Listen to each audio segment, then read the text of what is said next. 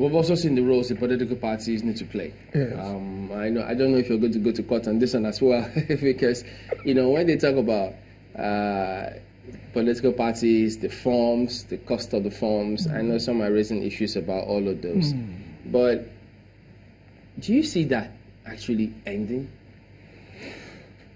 I want to say that the political parties and the way they conduct themselves since the beginning of this current political dispensation has not, to me, been encouraging. For example, let me digress a bit.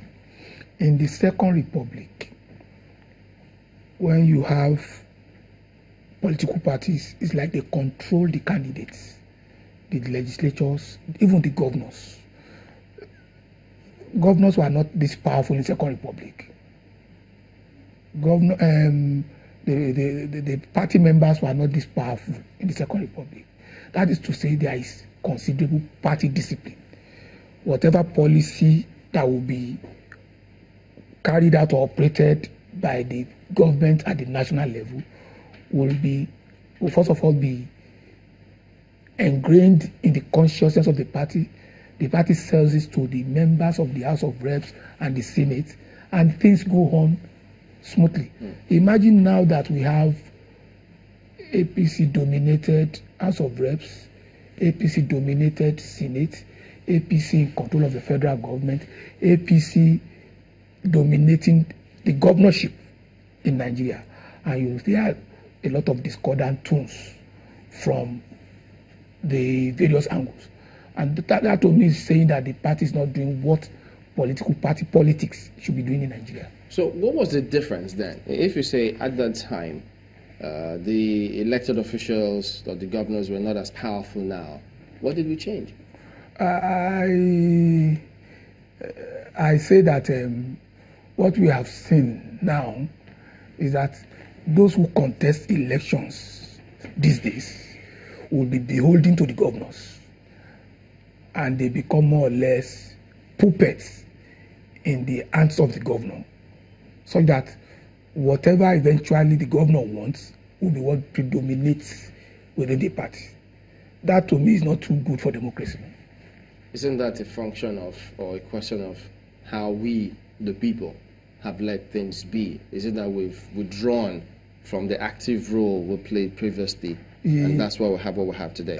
I think that is also a very, very predominant factor, because once you say you are a citizen and what is important to you is matter of essential matters, survival.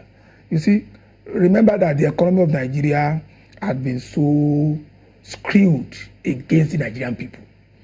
And rather than people taking considerable active part in the political calculations in Nigeria, they take a back seat. And what we hear now subsequently is complaining that this senator is not good, this House of Representatives member is not good, as if that senator or House of Representatives member came from the moon. We elected them. Yes, that's what I'm saying. That's why I said as if those members are from Outer Mongolia. We elected them. So if we are taking conscious, deliberate effort to ensure that those that go there will be our people, then there will be no problem. If we're taking, when you say if you're taking deliberate, conscious effort, yes, that implies voter education. Yes. Do you think that's happening enough? I don't see the political parties doing that.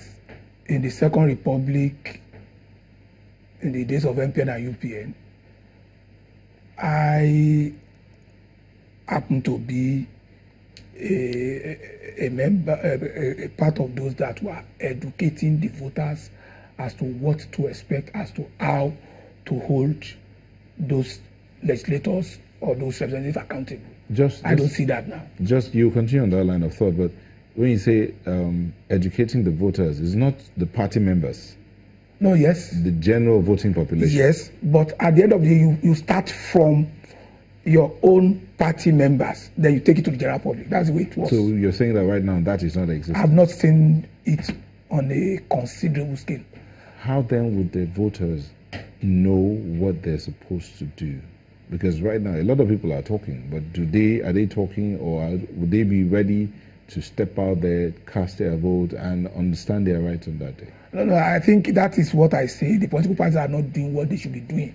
So if they are not, what do we do? I think the space has to be open and left for civil society to do this as part of their own contribution to the entire political process. Is civil society really as it used to be in those days? Because there's been huge allegations against them that they seem to have fizzled out. What I see in terms of civil society these days is that civil society now come in different forms and shapes. In the days of old, we have civil society talking about political and civil rights. These days there are various dimensions to civil society. And I even say that they now occupy a more serious space that they can exploit to educate the masses. But are they pulling their weight in those spaces that you say they occupy? I don't think they are doing that. I don't think they are doing that. That is very, very important. So what is it that you like to see? You see, I want to see a civil society that will articulate issues for the voters and for the Nigerian people. A civil society that will not be having political bend, like leaning to one party or the other. A civil society that would analyze issues based on what is best for the Nigerian people so that they will key into it. That is what I want to see. Well, if we look through, you say you've been voting since 1979 yes. Up until today. Yes. And, time and again, if you look through and play images, visuals, or clips, whichever way you describe it, of electioneering, the campaign processes, what the candidates come up, what they say, the messages that they come up with in those days, many will always ask the question, are they focusing or are we taking them up on real issues? So such that because every 4 years it happens, lately, are we taking them up as we ought to, or we just wait for that first 4 years to come, after that period, back to business? Just when you talk about the messaging here, talking about then we used to have printed booklets. Yep. Tiny pamphlets that are printed, and they are sometimes thrown down with helicopters, or maybe just shared along. And I'm thinking in talking about that, you should also weigh in on that part of the messaging that goes out. Are we on course? What I have discovered is that the Nigerian voting masses have not been too interested in holding people or those who occupy the political space, hold them to their promises. For example, campaigns must be issue-based. Campaign and political party promises must be kept. But that has not been happening because we've left that very critical aspect of the political process to those we elect. And that to me is not too encouraging. Okay, so we've been since joined by Professor Keller. He's here with us. He's the steering committee member of NIM. Thank you for coming on this morning. Thank you for having me. When we're speaking about the people, the electorate, yes, there's political awareness. It's growing by the day, but your group is part of those trying to see how they could leverage on that awareness such that we could hold people a lot more accountable and get better results in this country. How is that playing out at the moment? Well, let us start by saying that people are not used to it.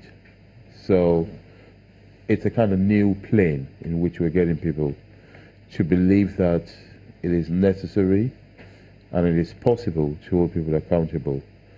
It's a very strange reality because normally the whole essence of democracy is about transparency and accountability. But because we have a fractured history, we have a country that has gone through decades of military rule and regimentation, that means as a people, we're not by default used to the main element of democracy. But, you know, we're walking through it. We're getting there. I'll give you an example.